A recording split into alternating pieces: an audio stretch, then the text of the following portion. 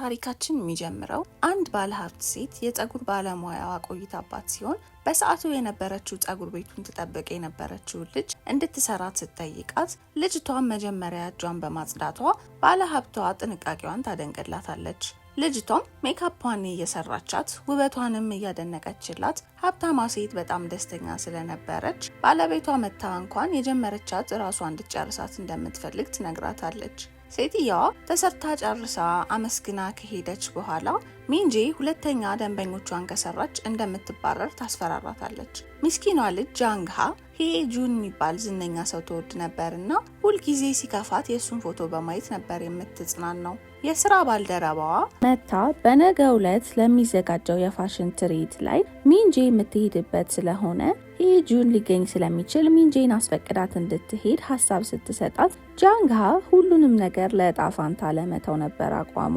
አፍታም ሳይቆይ የስቶሩ ማኔጀር ጃንግሃ ነገ በሚደረገው የፋሽን ትርኢት ላይ ከሚንጄ ጋር መሄድ ትፈልግ እንደሆነ ትጠይቃትና ጃንግሃም በአክብሮት ግብዣውን ተቀብላ ከጓደኛዋም ጋር በደስታ ይጨፍራሉ። ምሽት ላይም ጃንግሃ በፕሮግራሙ ላይ ሄጁንን አግኝታ በጣም እንደምታደንቀውና ሁሌም ቢሆን እንደምትደግፈው ስትነግረው እያሰበች ታመሻለች። ነግቶም በፋሽን ዝግጅቱ ላይ የእድሜ ልክ ጀግናዋን በስተመጨረሻ ሜካፑን ልትሰራው በመሆኑ ከመደሰቷ የተነሳ የምትለው ሁሉ ይጠፋባታል። እሱን ሰርታው እንደጨረሰችም ጓደኛው ከንፈሩን መቀባት ረስቶ ስለነበር እንድትቀባው ቢጠይቃትም አለቃዋ ያስጠነቀቀቻት ትዝ ይላትና አቅማምታ እንደማትችል ትነግረዋለች። በዚህም ጊዜ ሄ እንድትግዘው ድጋሚ ይጠይቃታል። ጃንግሃም ድርጅቷ መጥፎ ስም እንዳይሰጠው ስትል እየፈራችን ቢሆን ትሰራለትና ሶስቱም አብረው እየተጨዋወቱ ሚንጄ ደርሳ ሁለቱም ሰዎች ፊት ትጮህባትና ጃንግሃም ምንም ሳትል እንዳቀረቀረች ትወጣለች። ብቻዋን ቁጭ ብላም ሁሌ እንደምታረጋው ስልኳን አውጥታ ፎቶውን እያየች በጣም ተወዳጅ ነህ እያለች ከፎቶ ጋር ስታወራ ሄጁን ከኋላዋ ፈገግ እያለ ሲመጣ አይታው በጣም ታፍርና ስልኳ ላይ ያሉት ሰዎች ሁለቱ እንደሆኑና እሷ የምትወደው ሌላኛውን እንደሆነ ትነግረዋለች። ሄጁን ታዋቂ ሞዴል የነበረ ቢሆንም የልጅነት ህልሙ ተዋናይ መሆን እየነበር ነገር ግን ኢንዱስትሪ ውስጥ ባለው ከፍተኛ ፉክክር ሳይሳካለት ይቀራል። በትርፍ ጊዜውም መስተንግዶ ይሰራ የነበረ ሲሆን በሳቅታና ቅንነቱ ሁሉም ሰው ይወደው ነበር። ከስራ ወጥቶ ወደ ቤቱ እንደገባ እናቱ ወረቀቶች እያሳየችው ወታደር ማሰልጠኛ እንዲሄድ ስትነግረው ይሄ አጥብቆ እምቢ እያላት በቅርቡ ጥሩ ገጸ ባህሪ ተላብሶ እንደሚሰራ ይነግራታል። ወንድሙም ከንቱ ምኞት እንዳለው እየተዘባበተበት አባቱ ከኋላ መጥቶ የወንድሙን ሲደግምለት ሄጁን ልቡ ይሰበራል። እናቱም ክርክራቸውን አቋርጣ ወደ አያቱ ክፍል ተወስደውና ከአያቱ ጋር ሲያወሩ እሱም በፊት የትወና ህልም እንደነበረውና ህልሙን ሲያሳድድ ብዙ ነገር ከማጣቱም በላይ የልጆቹ መዘባበቻ ሆኖ መቅረቱ እንደሆነ የሚያስጨንቀው በነገረው ሰዓት የሁለቱም ልብ ይሰበርና ሁለቱም ተቃቅፈው እርስ በርስ ይጽናናሉ።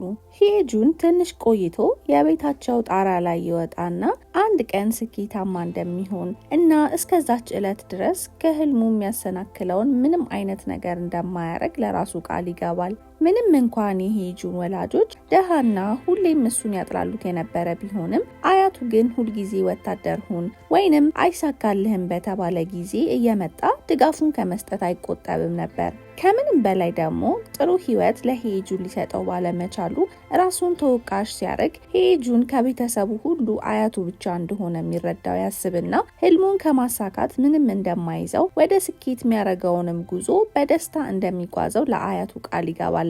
ሄጁን የድሮ የስራው ባልደረባው ሲስተር ቦራ አንድ ድርጅት የሚያዘጋጀው ፕሮግራም ላይ ሞዴል እንዲሆን ጥሪ አድርጋለት ይህም በብቃት ስለተወጣ ሲስተር ቦራ በምርጫዋ በጣም እየኮራች እራት ትጋብዘውና ማኔጀሩ እንዲያረጋት ጥያቄ ስታቀርብለት ሄጁን ሰሞኑን ቆዳው የተቀየረ መስሎ እየተሰማው እንደሆነ በማውራት ርዕሱን ይቀይርባታል። ጃንግሃ ሜካፓቸውን ከሰራቻቸው በኋላ ሶስቱ ጥሩ ጓደኛ ማቾች ሆነው ስለነበር ሄጁንና ጓደኛ ጃንግሃ ጋር አንድ ቀን ይሄዱና ጃንግሃ የሄሁን አድናቂ እንደሆነች እና ሜካፑን እንድትሰራለት በቀልድ መልክ ይነግራታል። ጃንግሃ ግን ቶሎ ብላ የሱ ሳይሆን የሄጁን አድናቂ እንደሆነችና ሚስጥሯንም እንዲጠብቅላት ለጓደኛው ትነግረዋለች።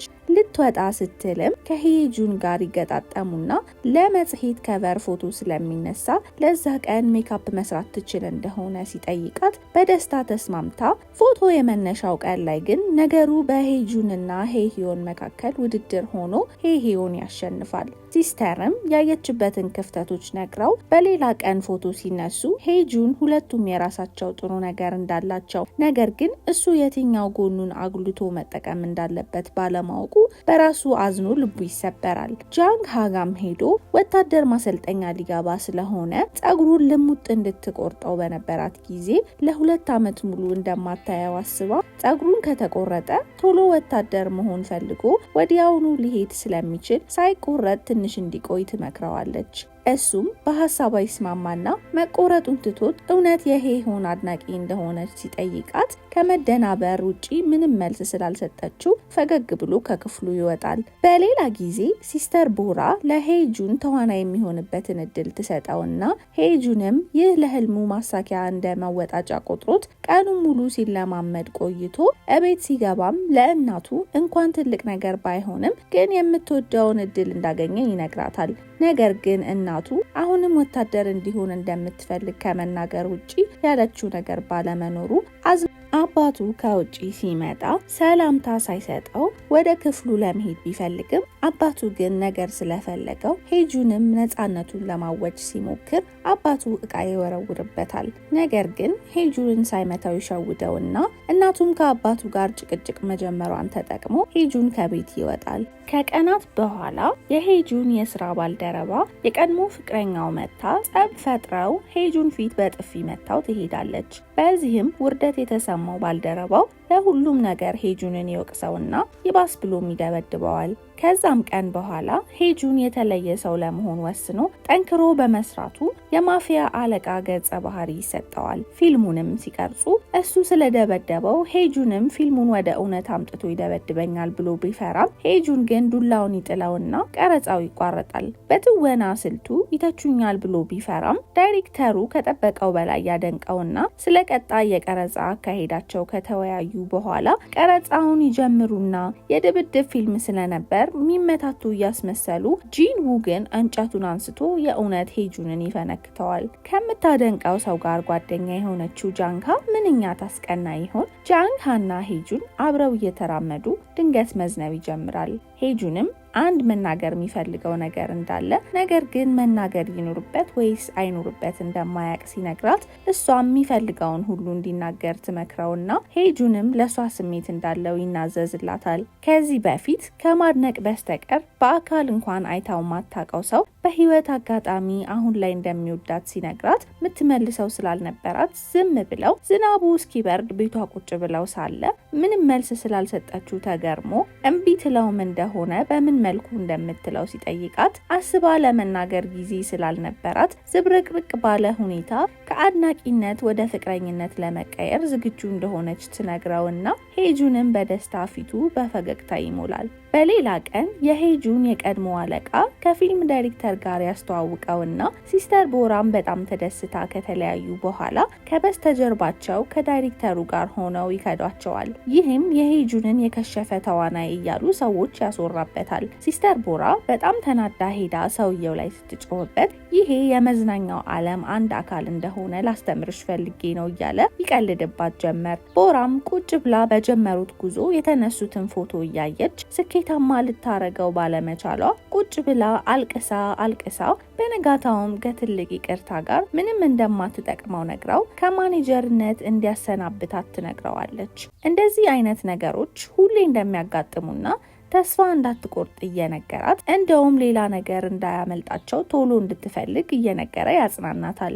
እውነትም አላሳፈረችም። ወዲያውኑ ሌላ ፊልም ላይ ቦታ ስለተገኘለት ደስታውን ለመግለጽ መጀመሪያ ያገኛት ፍቅረኛውን ነበር።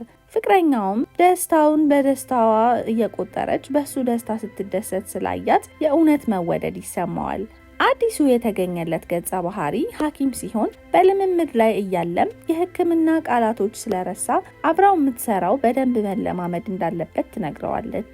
ከስራ በኋላም ቁጭ ብሎ ሲለማመድ ታየውና ካገዘችው በኋላ ፊልሙ በስተመጨረሻ ተቀርጾ ሲለቀቅ የሄጁን የትወና ብቃት ብዙ አድናቂዎችንም ስራውንም ይዞ ስለመጣ ሲስተር ቦራ ሌላውን ለመዋዋል በሄደችበት አጋጣሚ የሄጁን የድሮ አለቃ ጋር ይገጣጠማሉ።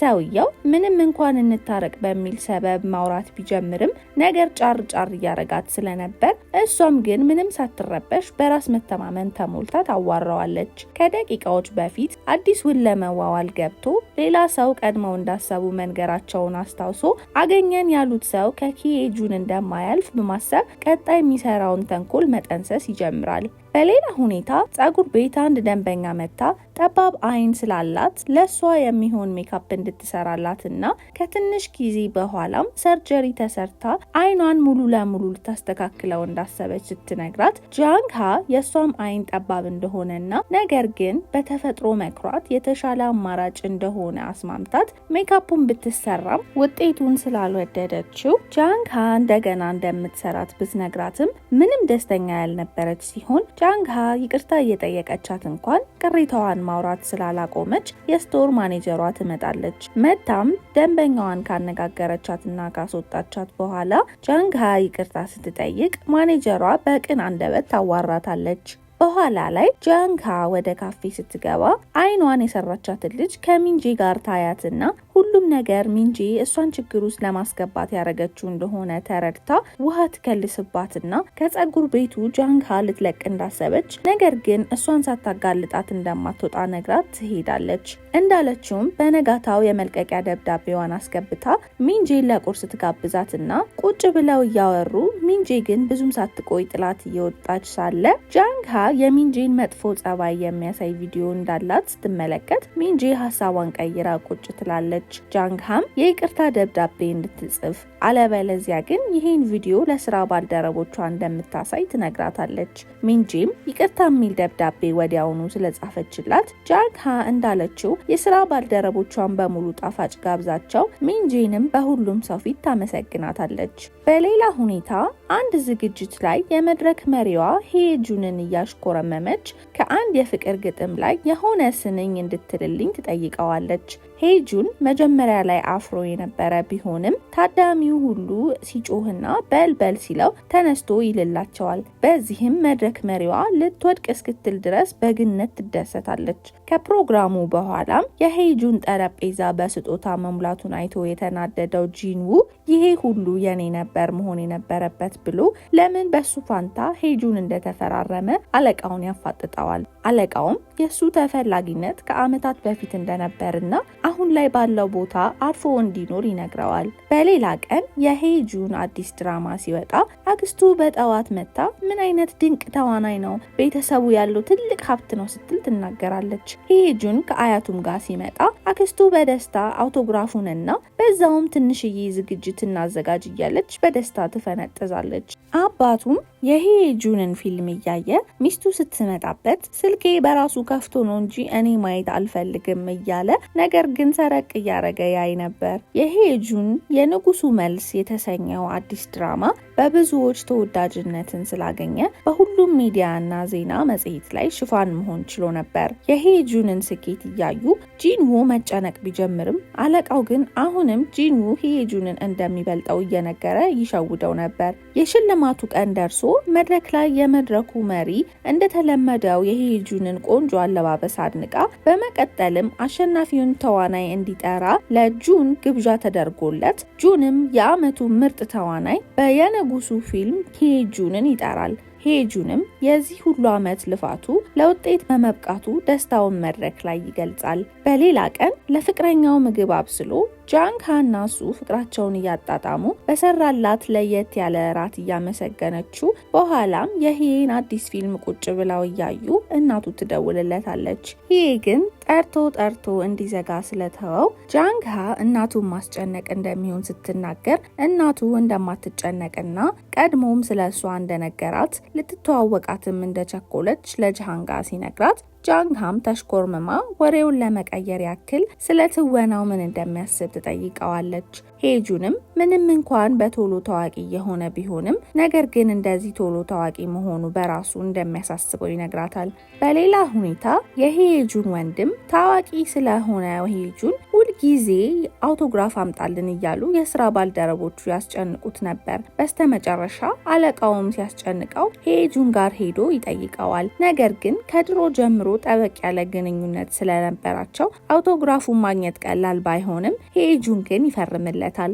በሌላ ቀን አዲሱ ፊልሙን መጠናቀቁን አስመልክቶ ደስ ብሎት መኪና ውስጥ እንደነበረ ከፖሊስ ጣቢያ ስልክ ተደውሎለት የሻንግ የሚባል ሰው ካወቀ ሲጠየቅ ጉዳዩ የተነሳው አስተማሪው መኖሪያ ቤት ውስጥ ራሱን አጥፍቶ በመገኘቱ ሲሆን አንዳንድ ማስረጃዎች ፖሊስ ቢያገኝም ስለ ሄጁንና ቻርሊ ወጣ ያለ ግንኙነት ይወራ ስለነበር ሄጁንን ለጥያቄ እንደሚፈልጉት ይነግሩታል። ቻርሊ ከመሞቱ በፊት ለሄጁን ብዙ መልእክቶችን እንደላከለት የሚያሳይ ማስረጃ ለሄይ ሲያሳዩት ከዚህ በፊት በጣም የቀረበ ግንኙነት እንደነበራቸው፣ ነገር ግን ለረጅም ጊዜ ምንም ተገናኝተው እንደማያውቁ ቃሉን ይሰጣል። ሲስተር ቦራ ለስራ እንዳልመጣ ስታይ ትደውልለትና የቻርሊንም ሞት ሰምታ ስለነበር ስለሱም ስትጠይቀው ፖሊስ ጣቢያ እንደሆነ ይነግራታል። ጥያቄውን ጨርሶ ሲወጣ ሄዳ ካለበት ስትወስደው አንድ ሪፖርተር ታያቸዋለች እና ቦራም ሄደው ፓርኪንግ ውስጥ ጉዳዩ የሰው ነፍስ የያዘና በጣም አሳሳቢ ጉዳይ እንደሆነ ሄጁንን ታስጠነቅቀዋለች።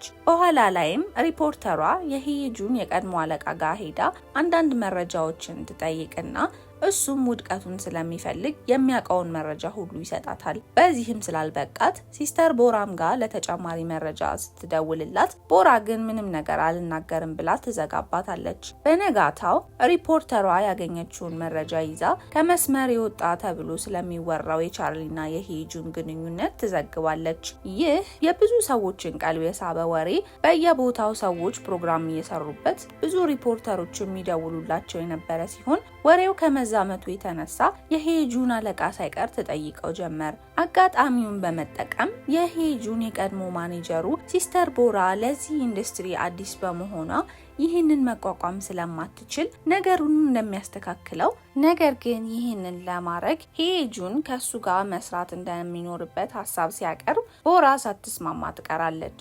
በኋላ ላይም ከቻርሊ ጋር ምንም አይነት የቆመ ግንኙነት እንዳልነበረው ሰው እንዲገነዘብ ቦራ ሄጁን ከጃንግሃ ጋር ያለውን ግንኙነት ለሰው እንዲናገር ሀሳብ ታቀርባለች። ሄጁንም መጀመሪያ ላይ ባይስማማም ሌላ የተሻለ ሀሳብ ስላልነበረው ለመናገር ይወስናል። በቀጣይ ቀንም ጃንግሃ የሄጁን መስሪያ ቦታ ሄዳ እየተሳሳቁ ሳለ ቦራ ብዙም ሀሳቡን እንዳትሰርቀውና በተጨማሪም ደግሞ ሰዎች ስለነሱ ብዙ እንዳያወሩ ትንሽ ርቀታቸውን መጠበቅ እንዳለባቸው እየነገረቻት ሪፖርቷ ትደውልና የጃንግሃና የሄጁን ፎቶዎች እንዳሏት እንዲሁም እንደምትለቅባቸው በማስፈራራት ሁኔታውን የባሰ አስጨናቂ ታደርገዋለች። በሄጂ ኢንተርቪው ምክንያት ዜናዋ እይታ ስላጣባት ስለ ጃንግሃና ሄጁን ግንኙነት ለማውራት ሀሳብ ስታቀርብ አነጋጋሪ አይደለም በማለት አለቃዋ ይከለክላታል። ይህም ደስ ስላላሰኛት ፖሊስ ጣቢያ ትሄድና ሄጁን ለጥያቄ የመጣ ቀን ምን እንዳወሩ ፖሊሱን አጥብቃ ትጠይቀዋለች። ነገር ግን ምንም መልስ ሳታገኝ ብዙ ከለመነችው በኋላ ቻርሊ ከመሞቱ በፊት ከሄጁን ጋር ብዙ መልእክቶች ልኮ እንደነበረ እና እሱንም እንደ ማስረጃ እንዳገኙ ይነግራታል። ይህንንም እንደ አዲስ ጅማሪ በመቁጠር ሌላ ሀሳብ ማሰብ ትጀምራለች። ማታ ላይም ጃንግሃ ወደ ቤቷ ሲገባ ሄጁን ቁጭ ብሎ ሰርፕራይዝ ያደርጋትና መጀመሪያ ላይ ደስ ያላት ቢሆንም የሪፖርተሯ ማስፈራሪያ ትዝ ይላትና ፊቷ ይከስማል። ይህንንም አይቶ እሷን ለማየት ሲል ሳይበላ እንደመጣ ነግሮ ያስቃትና እቅፍ አድርጎ ያጽናናታል። ነገር ግን ጃንግሃ ከዚህ በኋላ ብዙም አብረው መታየት ስለሌለባቸው ቤቷ እንዳይመጣ ስትነግረው ቢያዝንም ሁኔታዎችን ተረድቶ ጊዜያቸውን በዝምታ እያጣጣሙ ሳለ ሄጁን ስልክ ይደወልለታል። በነጋታውም ሪፖርተሯ የውሸት መረጃዎችን ሰብስባ በሁሉም ሚዲያ ላይ ስለለቀቀችው የሄጁን ወላጆች ሳይቀሩ ግራ ይገባቸዋል። ቦራ ጋም የሚደወለው ስልክ ከመብዛቱ የተነሳ በምሬት የቢሮ ስልኳን ነቃቅላ ለሄጁን በስልኩ ትደውልለታለች። ጃንግሃና ሄጂ ሲገጣጠሙ ባይጣሉም ነገር ግን ከበድ አለ አየር ይፈጠርና ሄጂ ሁሉንም ነገር የህግ ባለሙያ ስለሆነች በአግባቡ እንደምትከታተለው ጃንግሃ ስትሰማ የፍቅረኛዋን መታገዝ አስባ ለሄጂ ጥሩ ትሆንላታለች። በኋላ ላይ ቦራ ሄጁንን ተላላኩ ስለተባለው መልእክት አጥብቃ ስትጠይቀው አውጥቶ ያሳያትና እሷም ሄጁን ምንም መልስ ስላልሰጠ መልእክቶቹን ለሚዲያ ማቅረብ አስባ ነገር ግን ያላሰቡትን ነገር ካመጣ ብላ ስትፈራ ሄጁን ግን በጣም ስለሰለቸው የሚመጣውን ለመጋፈጥ ዝግጁ እንደሆነ ይነግራታል። ሄጁን በጣም ከመጎዳቱ የተነሳ ሲመሽ ለብቻው ሆኖ ስቅስቅ ብሎ ያለቅሳል። በነጋታውም በሚወራው ነገር ምክንያት አዲስ ከሚሰራው ፊልም ላይ ሄጁን እንዲወጣ አለቆቹ ስለነገሯቸው መፍትሄ እንድትሰጣቸው አሁንም ቦራ ሄጂ ጋር ትሄድና ሄጂም ሪፖርተሯን በስም ማጥፋት እንዲከሷት ሀሳብ ታመጣለች። ከፖሊስ ጣቢያም እንደተከሰሰች ሲነገራት አለቃዋ ምን አይነት ድፍረት ነው የሰራሹ ሲል ይጮህባታል። በዚህም አላበቃም፣ ከስራ ያባርራታል። ሄጁን በዚህ ሰዓት ለጃንግሃ ጫማ ላይ ስዕል ስሎ ስጦታ ሊሰጣት ቅዳሜ የረፍት ቀኗ እራት እንዲበሉ ሲጋብዛት ጃንግሃ እናቷ አብራት ጊዜ ማሳለፍ ስለፈለገች እንደማትችል ትነግረዋለች። የሄጁን አዲስ ፊልም ከወጣ በኋላ እንደሚጠበቀው ያክል ሰው አላየውም ነበር። ሁለት ሴቶችም ስለ ሄጁን ሲያንሾካሽኩ ቦራ ትሰማቸውና በሄጁን ምትክ ሆና እንደ ማኔጀር በቂ ስራ ስላልሰራች በሄጁን ቦታ ይቅርታ ትጠይቃቸዋለች። መሽቶ ከሄጁን ጋር እራት እየበሉም ሹፌሩ ስለ አዲሱ ፊልም ብዙ አለመታየት የተወሩትን ሲያሰማቸው ቦራ መልሳ መልእክቶቹን እንዲልካቸው ሀሳብ ብትሰጥም ሄጁን ግን ሀሳቡን ቀይሮ እምቢ ይላታል። በሌላ በኩል የውሸት መረጃ በመዘገብ ችግር ውስጥ የገባችው ሪፖርተር የፍርድ ቤት መጥሪያ ሲላክላት ምን እንደምታደርግ ግራ ይገባትና የሄጁን ጠበቃ ጋር ሄዳ እንዲረዳዱ ትጠይቃታለች። ነገር ግን መጀመሪያ ምን አስባ ይሄንን እንዳደረገች ስትጠይቃት ዝም ስላለች ጠበቃዋም ቀና መልስ ሳትሰጣት ትቀራለች። ጃንግሃ እቤቷ ቁጭ ብላ የቀድሞ ፍቅረኛዋ ኢንተርቪው ታይና የብቸኝነት ስሜት ስለተሰማት መልሳ ትዘጋዋለች። የሰራላትንም ጫማ እያየች ታዝናለች።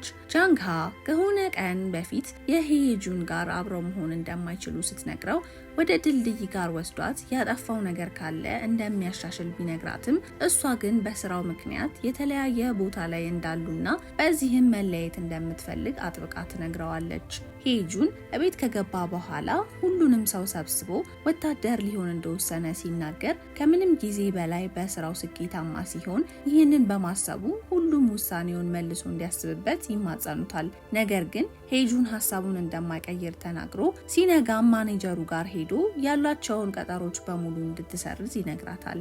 ከ2 ዓመት በኋላም ጃንግሃ ጸጉሯን ተቆርጣ የራሷ ድርጅት ከፍታ አንድ ቀንም ከሰራተኛዋ ጋር የሜካፕ ስራ ሊሰሩ በሄዱበት አጋጣሚ አንድ የሚያምር ልጅ ከፊቷ ቆማ አይታ ልብ ብላ ስትመለከተው ሄጁን 2 ዓመት ግዳጁን ጨርሶ ተመልሶ ነበር እዛ የመጣው። ከአመታት ስራና አጋጣሚዎች በኋላ ሁለቱም በእድሜም በስሜትም በስለው ስለነበር ቀስ እያሉ እየተራመዱ አሁን በአዲስ መልኩ ሁለቱም በሰላም አብረው መኖር ስለሚችሉ ስለ ፍቅራቸው እንደ አዲስ ማውራት ይጀምራሉ።